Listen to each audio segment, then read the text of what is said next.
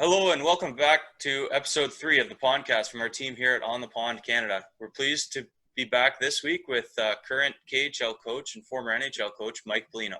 Hey, Plugger, how's it going, buddy? Good. Hello, gentlemen. Plugger, we've got, with the hat on here, we got Braden and we've got Chris. Okay, yeah, I watched the Tully one, so I met them already. Sorry. Oh, perfect. Nice. Awesome. Nice to meet you, Mike. You too, guys. Pleasure. Okay, so Mike Pelino of Welland, Ontario, played hockey for U of T before starting his coaching career with the Toronto Marlboros of the OHL. After that, he spent 10 seasons with Brock University as the head coach. Mike has also coached several Team Canada teams, including the 96-97 World Juniors, where they won gold, and the 02-03 World Championship team that also won gold. At the NHL level, Mike spent 4 seasons as the assistant coach of the New York Rangers. After that, he spent coaching in the AHL and 3 years as OHL head coach for the Peterborough Petes. Since that, he's had 7 seasons in the KHL, where he's won 2 championship titles and is still coached to this day. Welcome to the show, Mike Pelino. Happy to have you, Mike. Thank you very much. Yeah, thanks so much for joining us, Mike. We really appreciate it. We'll start off with a few questions here. Obviously, you had some pretty incredible coaching accomplishments, as Chris just mentioned, but you weren't always a coach, were you? No, I wasn't. I attended University of Toronto, as Chris said, and I got my teaching certificate or my teaching degree, and I started out as a school teacher in Woodbridge, Ontario. That's where I got into coaching, and from there, I stayed involved in hockey with hockey schools. I was part of the Can-Am hockey group and Star Specialized Hockey Camp, and then just did all kinds of different things, pretty well hockey related. That's awesome. And so you grew up in Welland, Ontario. So yeah, like you got to tell me, you must have been a Leafs fan in a place like Welland, eh? Actually, I was a Bruins fan growing up. My dad loved the Boston Bruins. At that time, Bob Orr was my idol, and I cheered for the Bruins and was pretty proud of it. That's awesome. Did you ever get a chance to make it to down to Boston for some Bruins games? Actually, we did. My dad was, at that time, selling dynamite for CIL, and so he'd get to a lot of the Bruins games when they played in Toronto or Montreal. And he used to play hockey with Brian McFarlane in the Inkerman Rocket back in the 1950s. And anyway, Brian McFarlane got us into the dressing room the one night. My dad said to Bob Orr, geez, every time I come and watch you guys play, you lose, because they always lose to Toronto and Montreal. And Bob Orr said, well, you'll just have to come to Boston.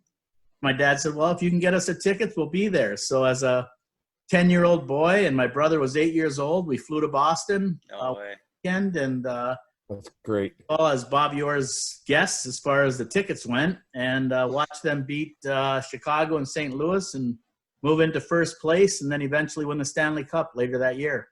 That's incredible. Wow, what a memory. That's awesome. That's a great memory. Yeah. So while you obviously had a solid minor league hockey career, and then you said you joined a bunch of camps kind of as an instructor, did you know right then that coaching was the path you wanted to take? I guess when I decided to become a teacher, and I was impressed by so many coaches that I had been coached by Mike Keenan in Junior B, and been influenced by Tom Watt, who was at Toronto. I coached, also coaching me was Gord Davies and Paul Dennis, who really gave me the bug for thinking of coaching down the road myself, and also gave me the bug for teaching. And so as I became a teacher, Paul was the one who asked me to be his assistant with the Toronto Marlies that first year, and that's where I got my foot in the door as far as coaching went. Yeah, and then so then after that, you spent a long stint in Brock as the head coach of the Brock U team, 10 years. What was it like coaching for all those years at Brock? It was great. I didn't really know what I was getting into. I knew Brock was a great academic school, but they weren't very strong as a hockey program, and this was their first foray into a full-time head coach. So I took the plunge. It was close to home, and I ended up being there 10 years, and they were 10 pretty special years for me. You bet. That's awesome. And so in 1991, while you were the coach at Brock, you were chosen to represent Canada as part of their coaching staff. take us through the process to kind of being selected for Canada. Well, that's a great story too. What ended up happening is I'd gotten wind that the Canada Cup was going to be obviously played a lot in Toronto and Hamilton, and they were going to have part of their training camp in Hamilton. And having played for Mike Keenan first in 78, 79 with the Oshawa Legionnaires, and then again at the University of Toronto in 83, 84, I called him and I said, Mike, if there's anything I can do to help, drop pucks or take stats or whatever at your training camp, I'd love to do that. Well, he ended up calling me. He said, we'd like you to be a part of the coaching staff. You'll be a coaching staff assistant. So as it turned out, Mike was the head coach, Tom Watt, Tom Webster, who just recently passed away, Pat Burns, and Brian Sutter were the assistant coaches. And I was their assistant. So I was their little gopher, and That's quite a bench, Plugger. Yeah, that's a Pardon? big staff. That's quite a bench staff there. That's quite a staff is right. Now Alan Eagleson was the mastermind of all of this, and he was great to me and allowing me to be a part of it. And Brock University gave me the green light. And to make a long story short, I was there for the full, I think it was 47 days as it turned out. And we captured it by winning the gold against the U.S. That's incredible. That's awesome. And then so that obviously introduces other opportunities with Canada. And in 2002 for the Olympic gold team, you managed to get onto the coaching staff for that as well in Salt Lake City. What was that experience like with the Olympic gold? That was pretty special too. I had been fortunate enough to get identified by Hockey Canada as a candidate for their high performance program. So while I was at Brock University, I coached Team Ontario with the under 17 team, and I coached a lot of Peterborough guys, a lot of Ontario guys, obviously. But I worked my way up through the ranks and coached with the under 18 team, and then the under 18 team again as a head coach, and the national junior team. And then I actually went to Spokane for a couple of years and coached with Mike Babcock. Yeah, and the Chiefs. And while I was there, Tom Rennie from Hockey Canada called me and asked me if I'd be his assistant with Canada's national men's team. So I took that opportunity. And so when Salt Lake City came around a few years later, I was part of Canada's national program. And so I was asked to be part of the coaching staff, and it was pretty surreal. Pat Quinn was outstanding. He was the head coach. Our other assistants were Wayne Fleming and Jacques Martin and Ken Hitchcock. And Wayne Fleming and I did a lot of the behind-the-scenes work because we didn't have NHL jobs, so we were able to dedicate ourselves to getting the game tapes ready and scouting reports and so forth. And then when Salt Lake happened, it was a blur. It was about 14 days, and it was pretty special to see us hoist the gold medal and Olympic Cup, if you want to call it that, on after beating the United States again in Salt Lake City. Any stories you're able to share from the celebrations, or? Oh, lots of neat stories. I bet. There really were. Pat Quinn was such a strong leader, and I remember the first game we played against Sweden, and we jumped out to a 1-0 lead, and then they just tore us apart. And the game's over, and we're heading back in the van, and Ken Hitchcock is really beside himself, saying, "What are we going to do? We're struggling. We're not very good. This team completely dominated us." And Pat Quinn said, Hitch, just relax. We're going to be okay. And he said, "Let me take a page out of the player's handbook. Okay, players, just forget about the game. Coaches, go and have a scotch and a cigar and don't worry." And it was good. We were in a tough way. Our team didn't really come together until the night before the Olympics. A lot of the other teams seemed to have their players arrive earlier. And there was so much pressure on us from being with Team Canada, not having won the gold medal in 50 years. Gretzky was our GM. And it was pretty special what Wayne said to the people after we ended up tying the checks. And, there were some questionable penalty calls there and the way the fans were. So we all came together pretty strongly and turned out to be a great victory for us. That's awesome. That's awesome. Plugger. So with Gretzky on the team there as well, obviously you were just saying with the general manager, did he come into the dressing room very often and talk to the guys, or does Gretzky kind of stay back? He pretty well stayed back. We had actually got together the first time the September prior to that, so September 2001, we had a bit of a orientation camp in Calgary, and Wayne was much more hands-on then with the players, just one-on-one stuff. But when we got to Salt Lake City, he let the coaches do their job. He was around if anyone needed to talk to him. You know, you'd think he'd been a general manager for his whole life, the way he glided into that situation and just knew when to step in and be there, but never did he overstep his bounds. And, you know, Pat was given the green light, and it was great. I mean, I remember pretty well every night, Pat and I would sit downstairs at the Olympic Village and share a cigar or have a cigar each together. But it was pretty special seeing all the athletes around, and especially the Canadian athletes. And, you know, Wayne was sort of behind the scenes and there for us, as was Bob Nicholson and the whole Hockey Canada group, Johnny Misley. Everyone was pretty solid. Nice. Well, fast forward to 2003, you make the leap into the NHL with the Florida Panthers. How did that all kind of come about? Oh, that's another good story. I'll let you bring it up. Mike Keenan was the coach in Florida and the general manager, so to speak, in Florida, although Rick Dudley was also a GM. And Mike asked me if I'd be interested in coming to Florida and working with him. And I jumped at the chance. It's always our dream to get to the NHL.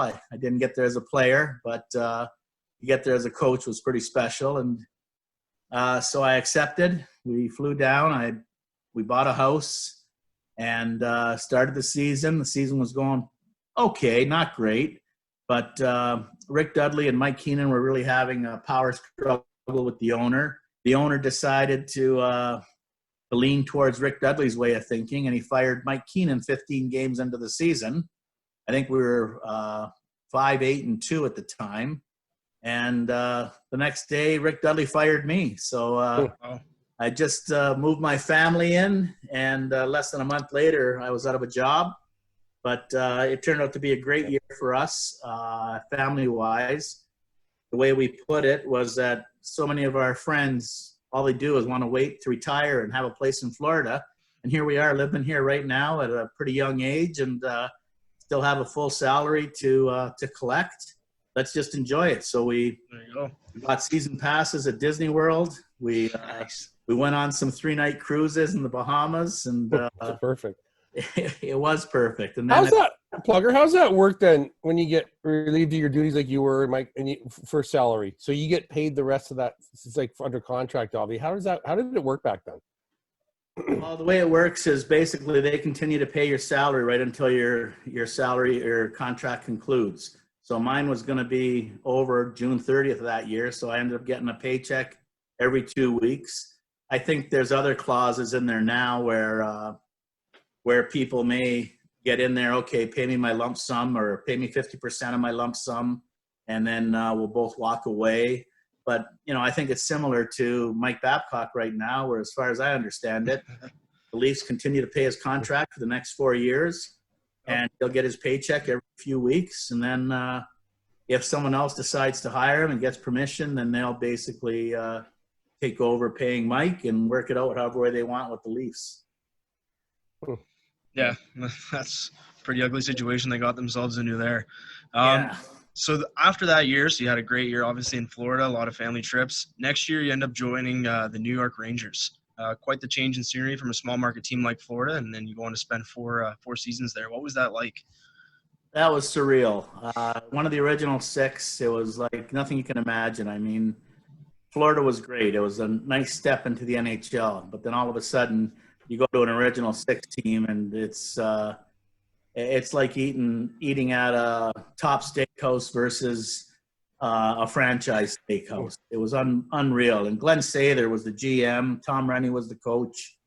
We hadn't made the playoffs, so the Rangers hadn't made the playoffs in, I think, 7 years. We ended up starting that season with 7 or 8 Czechs on our team, including Jaromir Jagr, and he was just in his prime. So we had a great year. We made the playoffs. It was unbelievable being in New York, and it was a pretty surreal experience, as I said.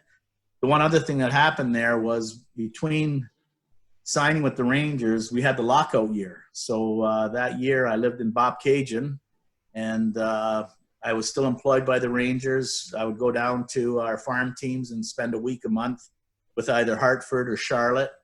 And then when the season started, it was the 2005-2006 season, and that's when we really had a great year. So fast forward 4 years later, and they fired Tom Renning at the end of my contract. I wasn't rehired by them. Well, you mentioned obviously you got to coach Jaromir Jagr. Tell us a little bit about that guy. Well, I think all these superstar guys have a different mindset than anything else you've ever seen in hockey. And he was a great guy, in my opinion. I don't know how he was with all of his teammates, but I really thought highly of him. He was the hardest working guy. He would take his stick and gloves and take him to the hotel and practice stick handling in his hotel room. With our practice facility, he had his own key because he'd like to go and maybe work out at midnight and lift weights at that time. And he really believed that in order for our team to be successful, he needed to be the best player. And it was important in his eyes that the coaches allowed him to do that. And we had good chemistry that way. And I think that year he set the record for the Rangers with 53 goals. He either tied or beat Adam Graves' record. And his biggest line was, "Let me help you help me." He sure figured that if we could help him score, if we could help him when he was on the ice and getting the numbers, then it would just be helping the team win. And it worked. Tom Rennie did a great job with the way he handled him. Jaromir was great with his teammates, especially the other six, 7 Czechs on the team. And we had a few pretty good seasons there. All right. Another player you coached in New York was Sean Avery. Some say he's somewhat misunderstood, but others say he is what you get. Tell us a little bit about the Sean Avery experience. Can't wait for this one. Yeah. I think deep down, Sean's a really good guy. I think that what ended up happening is he saw what it was going to take to make him be so successful and be so identified as an icon out there, and to a certain extent, that he played on that. And he became an actor. He did what he felt he had to do to better his opportunities, to make himself more noticeable. The thing that comes to mind is some of his trash talking. Obviously, the Sean Avery rule with Martin Brodeur. Yep. I was there front and center with that one. Yeah. And Sean was just caustic, bombastic type of guy, but he was great for his teammates. He was great to the coaches. He worked hard, but I think he played that role. I would almost go so far as to say, for those of us who just had a chance to watch The Last Dance, he was a little bit like Dennis Rodman. He beat to his own drum and tried to take advantage of that notoriety and was successful at it. But I think he's got great parents. I think he had a great upbringing. I remember hearing a story that when he got drafted by the Detroit Red Wings, right after he got drafted, he turned around and bought the Owen Sound Platers or Owen Sound organization a big screen TV as a bit of a thank you.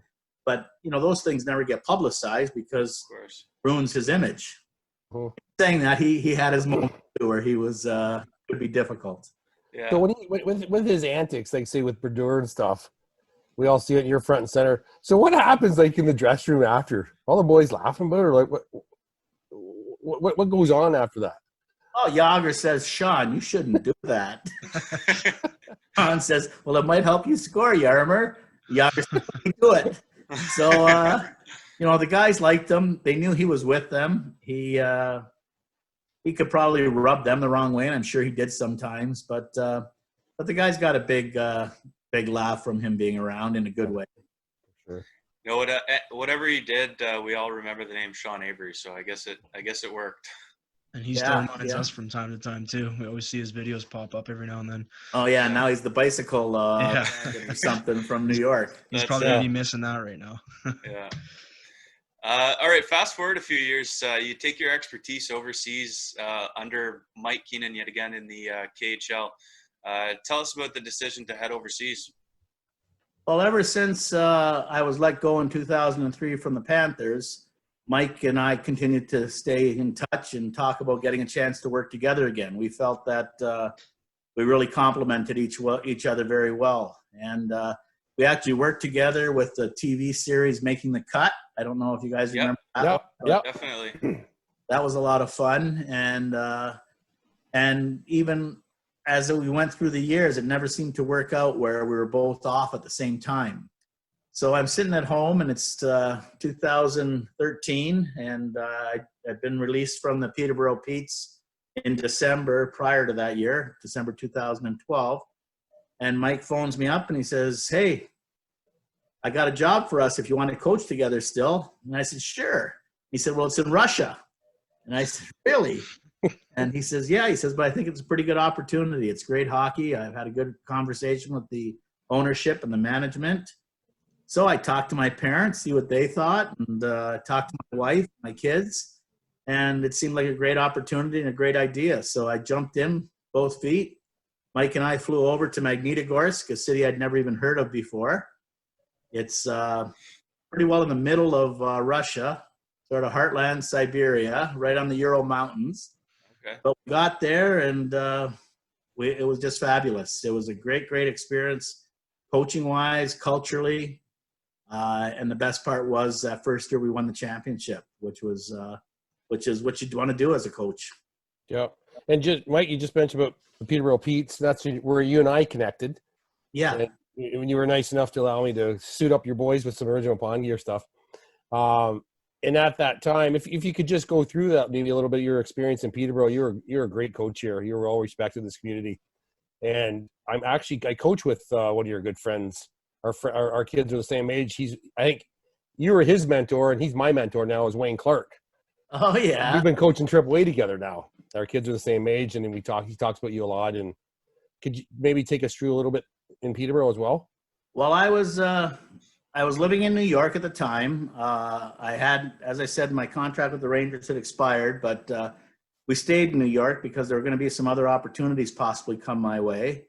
And one of them was with the Phoenix Coyotes organization, where I went to San Antonio as an assistant coach for the last 3-4 months of the season, just to help mentor the coach there, who's now an assistant coach with the Calgary Flames. And anyhow, I got the call from the Petes to see if I'd be interested in being considered for their opportunity. So I met with Dave Reed. I'd always heard so many good things about Dave, and all of that came true when I met him. I thought he was outstanding, and I gladly accepted the offer when the Petes said to me, "We'd like you to be our head coach." So we struggled a little bit that first and second year, but I liked the environment. I liked being a part of Peterborough, the history, the tradition. I loved my coaching staff at the time. It was Wayne Clark, Ron Tugnut, and Jody Hull. And then Ron Tugnut had to take care of some other things the following year, so Andrew Werner came on, and I thought we had a great staff. I loved working with Clarkie. I thought Jody was going to be a good coach as he continued to develop. And anyhow, we never really seemed to hit our stride on the ice, whether it was a combination of injuries, whether it was a combination of some different decisions we made as an organization. I don't think there was a general manager that worked harder than Dave Reed.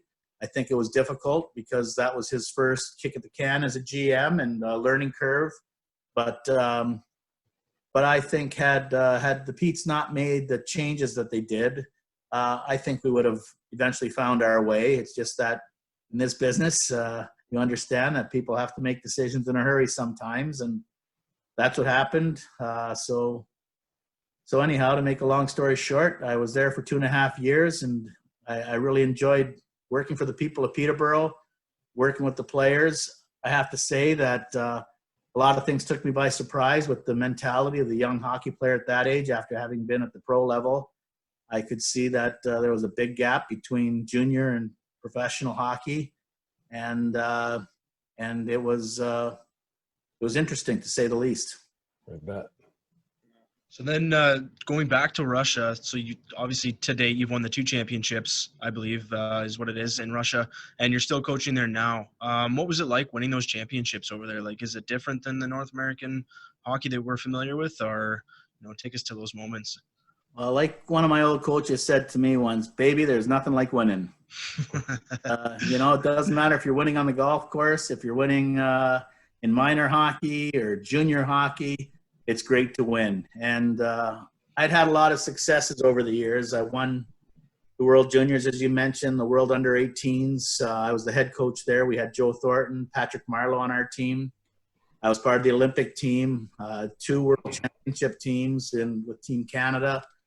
I was the head coach for the Spengler Cup team when we won that. And but this was my first time where I was part of a team that won a championship over the course of a season. And that was pretty incredible. And when we won that first championship, we actually won in Game 7 at home. And, wow.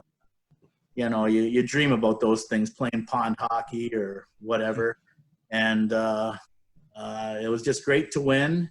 We had a really good team. We had a really good coaching staff. And the right things came together. We beat a very good opponent. But it was pretty special, and they sure do it up right in Russia, let me tell you. I don't know what it's like to win a Stanley Cup, but if it even comes close to celebrating like when you win a Gagarin Cup, it's got to be pretty incredible. Nice. Hopefully they got a bowl in that thing to fill full of vodka.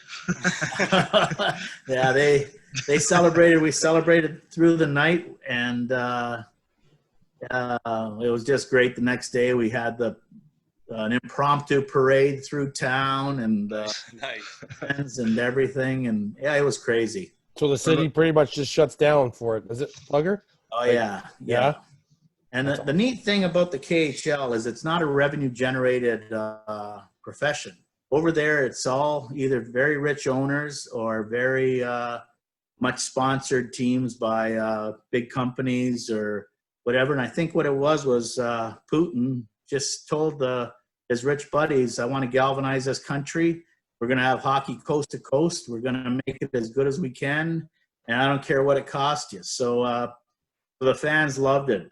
Before I got to Magnitogorsk, I think the tickets were free. And even when I was there, $2 to $5 a ticket, relatively speaking to rubles.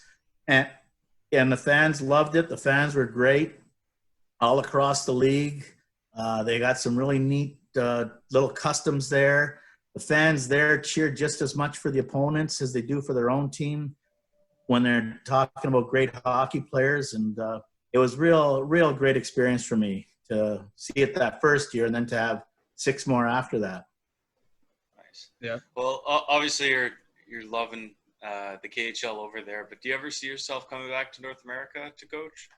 Well, that's a great question, Brady, because I had decided this year, partway through the season, that I wasn't going to Russia. I went over. I spent 5 years with Magnitogorsk and went to the finals 1 year and lost.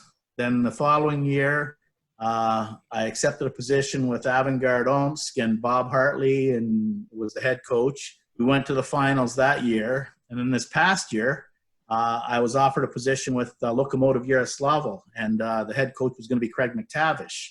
And we started the season off. I loved working with Craig. Unfortunately, the owner didn't see that Craig was doing a good enough job and fired him. And then a couple weeks later, after they fired Craig, after only 8 games, they asked me to take over as head coach. So we were 14 games into the season. I became the head coach, and I loved the experience of being the head coach. We had a great year. We ended up going 29, 14-5, and had a good chance to advance if great things came together for us in the playoffs. But it was during the season where I made the decision that I wasn't going to come back next year regardless. I wanted to be back home in Canada. I wanted to be with my family. I understood that I was away for 7 years, and my parents are 88 and 86. My children are getting older and older all the time. And it was time for me, in my eyes, to say, I want to come home. I don't want to ever look back and regret that, as wonderful as my experiences were in Russia, that maybe I missed out on something. So I let my team know that, I let my owner know that, I'm not going to be returning after this year, even if you want to offer me an opportunity. And so I decided I'm not going back. We'll see what happens. We'll see if something else comes my way here in North America. I'm not interested in relocating. I want to be in Millbrook. I'd be willing to work as a consultant, or I'd be looking at a scouting opportunity possibly, or maybe nothing. I'm just going to wait and see what comes my way. But I want to stay home and close to the fireplace here and just see what happens. And, maybe in another year I can go back to Russia, or if something happens during the season. But I didn't want to leave. I've been leaving basically July 5th every year to head back, and I wanted some of my own time. Sure. Plugger, coming back from Russia, obviously right now we're all in isolation with COVID-19. It's been stressful times the last couple months and stuff. And can you maybe walk us through the experience that you've had with COVID-19? Well, we ended up playing Finland, Jokerit, in our first round, and they were a very good team. And now Toronto's just recently signed Lettinen. He was a premier defenseman in our league. But Jokerit was our first round opponent, and we had a good series against them, but they were a better team. In order for us to win, we would have definitely needed some good things to happen, and we came close but lost in 6. And it turned out to be a blessing in disguise, because I was then able to return to Canada a few days later. And it was a few days after that they closed everything down. But in the meantime, the United States had put a ban on traveling, where they weren't going to let anyone in who had been into some specific countries in the last 2 weeks. So I fly back from Moscow, and I was actually routed through JFK and then into Toronto. So I land in New York, and first questions Customs asks me is, have you been to any other countries in the last 14 days? And I said, well, yes, I've been to Finland, because they were our opponent. And they said, well, we can't let you come in. Finland's one of the banned countries. Well, you have to get on the plane and go back to Moscow. And I said, you're kidding me. I said, I'm just connecting through to Toronto. Can't I, why can't I do that? I'm not going to stay in the States. They said, we can't let you in on American soil. He said, but let me see what I can do. So he got back to me and says, well, we can put you in a special holding cell, keep you there overnight. Next morning, put you to your flight and let you get back to Canada. And in the meantime, there's all kinds of people around me. And this is when the COVID was really starting to strike up. And I said, well, let me see what I can do. And I phoned my wife, and my wife and daughter found a flight for me that night. So I went back to the guy and I said, if you can get me on the 9:00 flight, I can get out of your hair tonight. So they got me on the flight from New York to Toronto. I got home Sunday night, and I really thought everything was fine. I was like one of these people, thought I'm not going to get this. And I felt pretty good all week. And then all of a sudden, towards the end of the week, I had temperature. Same with my wife. So we phoned the Peterborough Board of Health, and they asked us to come in for a test. We went in and got tested, and they confirmed 3 days later that we had the virus. They sent out a team immediately to test the rest of my family, because fortunately we self-quarantined. I didn't leave the house. My wife didn't leave the house because I'd been traveling, and it wasn't even asked for at that time. It was just in the beginning stages. But the only people we had basically touched base with were my kids and my mother-in-law. So they all got tested, and everyone was confirmed COVID. So we fought through it. I was the one who had it the worst. So It's incredible. my mother-in-law, who's 85 years old, didn't even show any symptoms. My wife and my son, they both ended up losing their sense of smell and some aches and pains and such. But I had a pretty wicked temperature for about 2 weeks. I was up around 102, 103 every day. And then your usual things that go with that, the aches and pains, can't sleep, coughing. but it never got worse. And that was my biggest fear, was that what happens if I wake up in the morning and I have that shortness of breath, or I I have chest pains or whatever, and I have to go to the hospital. But it never happened. I just got really fatigued, and a couple more weeks went by, and I'm back to 100%. You said you're bulletproof now, right? Yeah, I'm kind of bulletproof, but still have to be smart about things. Crazy. Oh, Yeah. Thank God you're okay. Glad you're all And right. I gotta throw a shout out to the Peterborough Board of Health. They were great. They were outstanding in the way they dealt with us. They called us every day to see how we were doing, and really professional, really conscientious, and we felt like we were in really good hands. So to be able to overcome all of that right now is a pretty nice feeling. 100%. Absolutely. Yeah, that's incredible. The frontline workers have been huge for us, and that's awesome that you had a positive experience with them. So moving back to hockey, so you obviously made your departure from the NHL in 2009, which is right around when they introduced the Winter Classic games. Is the annual? Have you ever been a part of any outdoor games at all, or is that something that like it's on your bucket list? Or Yeah, I guess they're pretty special. I've never been a part of it. I was a part of with the Rangers. We played in Europe. We ended up playing 2 league games up against Tampa Bay in Prague, and that was pretty special. But I can't imagine anything as great as those Winter Classics must be to be a part of. So hopefully one day I will be, whether it's as part of an organization or as a fan. I look forward to that time. Or we'll invite you up to Muskoka, plug in to be part of our On the Pond tournament. Well, that's another reason why I thought I'd retire, is maybe I get a chance to do something like that. Come up and love to have you up. be a player and play one shift and then call it a night. But it looks like you guys have done a great job with that. I loved watching the intro to Brent Tully's visit with you guys, and to see all that action on the lake up there in Huntsville, and it's a great part of the world. I think, is that where you had it? Yeah, it's up in Gravenhurst. Gravenhurst. There used to be one up in Huntsville, so now it's now in Gravenhurst. Okay, well, Ontario is so special at any of those. Muskoka, 100%. Yeah. And even Barrie, I see the Barrie Colts logo on Brady's shirt, and behind Yeah. you. Bill Howardchuk. Well, Chris and I both live in Barrie, and we try to make it to as many Colts games as we can. He's got 3 young boys, and they just love hockey. So getting them out is pretty special. That's great. I played hockey with Dale Howardchuk when he was a 14-year-old in Oshawa before he went to Cornwall, and we've stayed in touch over the years. And it was nice to see when I first started coaching with the Petes that he was in Barrie, and I enjoyed going there, and I enjoyed staying in touch with him, and I know he's doing a good job now fighting through. Yeah, he's getting through that, right? But he's a great guy, so I'm sure your boys would love to meet him, Chris, and I'm sure he'd love to say hi to them. So maybe that'll happen one of these days if it has not. Yeah, my middle son, I coach his Might team at the Molson Center where the Barrie Colts play, and we get to see the Colts in the morning. So hopefully we get to see Dale around there sometime soon. Oh, good. We'll go say hi to him. He's a terrific gentleman.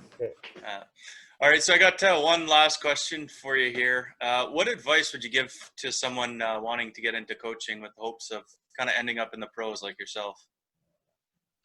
Well, I guess the best advice I can give them is not to necessarily look far down the road, but enjoy the moments. It's pretty special. I had just as much pleasure coaching my son when he was a minor hockey player, and my daughter. I would referee with her. And I never looked beyond the fact that, if I do well here, I'm going to get here. I just enjoyed the players. I enjoyed the guys I was working with. And I enjoyed learning as much as I can about hockey, taking clinics, reading. Now with so much video out there, I think it's probably even a lot easier to get a grasp of some of the things that you can do as a coach. But I think if you approach it like that and you give it everything you've got, where you know that you're there for the players and you're not there for yourself, then things start to take care of themselves, and you get the opportunities. You get someone who sees, hey, we've got a passionate guy here who's a good person, who's got some knowledge, works hard, let's see if he can get an opportunity at the next level, and then see where it goes from there. And like now, I've been in coaching, I'd say 35 years, and I remember my first years, even as a coach at the high school level, when I was in Father Bersani in Woodbridge, and I still stay in touch with some of the players, and those are the things that I think are the special things. And where it takes you, who knows? Maybe you become a local coach and you're just a minor hockey coach for your organization for your whole life, and that's something that's so rewarding that you don't want to turn down anything that else comes your way. Or maybe you get to coach at the university level or junior or ultimately pro. It's special if you get that chance, but don't rush it. Enjoy your time along the way and let things take care of themselves. That's great. Absolutely. Great advice. Plugger, listen, bud, thanks so much for coming on. Not only did you share like so many great stories of you coached and the wealth that you have as a coach, you're so respected, but you're a true gentleman of the game as well, and just a true class act. It's our honor to have you on board. Well, I'm privileged to be here. I think you guys, all three of you, do a great job. And congratulations to you on that. And I'm sure that anyone else who has a chance to be a part of this program is going to love the experience, just like I just did. It was great. Thanks, guys. Thanks a lot. Thanks so much, Mike. Appreciate it. Once you get Yog set up with us, just let us know. We'll get him on. Oh yeah, he's a beauty. Okay. Well, take care. Guys. Take care, Plugger. Okay, I will. Yeah, take care. Take care. Stay healthy. Hey, boys, before we send off here, I want to just give a big shout out to our friends here at Molson Coors. They got this Coors Organic light beer. It's a 3.8%. Perfect. Especially on a hot day like this, before you hit the office, hit one of these and start your day off, boys. But thanks again, Molson Coors. And Braid, what do you think of this? Well, make sure you're enjoying responsibly. I know this weekend I had a bit of a drinking accident. Couple zippers here. I had a few too many Molson Coors. Are you kidding me? Is that what you're doing? What happened? Oh, it's I got my arm or finger tangled up in a rope, jumped off the boat, missed the dock, and luckily I had a few Coors in my system or I might have hurt. But make sure you enjoy responsibly. I'm glad you're mending up well, and maybe you should have hit the Coors Organic before that next time. I should. 3.8%. Next time I will. And make sure you're following our Facebook page at facebook.com/onthepondcanada, our Instagram handle at onthepondcanada_, as well as our YouTube channel where we will be dropping our Pondcast episodes weekly. Thanks so much, guys. Yeah, thanks a lot, guys. Keep your stick on the ice.